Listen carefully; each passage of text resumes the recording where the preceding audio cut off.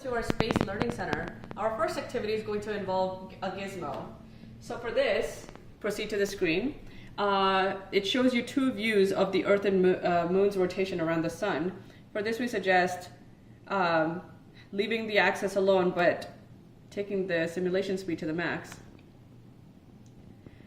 That will be one cycle. For your next cycle, you want to do a 2D view, which shows you the daily position of the Sun in the sky from the Earth.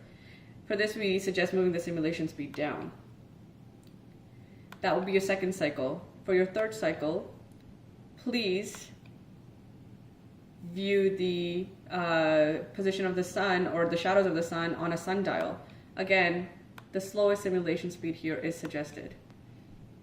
After you finish, please finish the assessment questions. There's only 5. After you finish, check your answers. Then move on to the next learning center, which is match cards. We have more, but for this activity, we're only going to be using 16. I'm going to flip a card. How old is the Sun? Josh? Unfortunately, that's a composition of the Sun. I think it might be this answer. They match. It's 5 billion years old. Ta-da! You move it aside. Then we move on to our next activity, which is about the phases of the Moon. First, please study these cards. Then, put them away. After that, you write all the phases of the Moon on the sheet and start drawing them. But first, Oreos.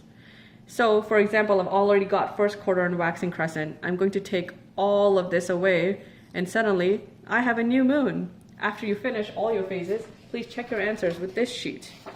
And we suggest using the twist and pull method so you get cream on both sides of the Oreo. Everyone can share.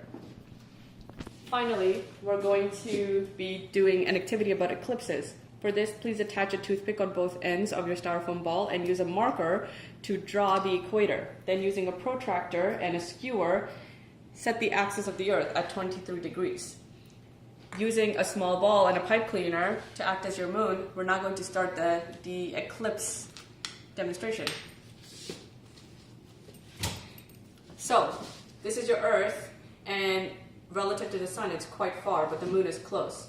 As the moon moves closer, it eclipses only part of the Earth, and the Earth rotates around the axis.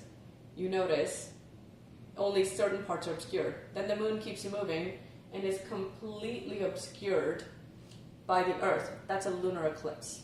The first was a solar. And that is the end of our learning centers. Thank you for watching.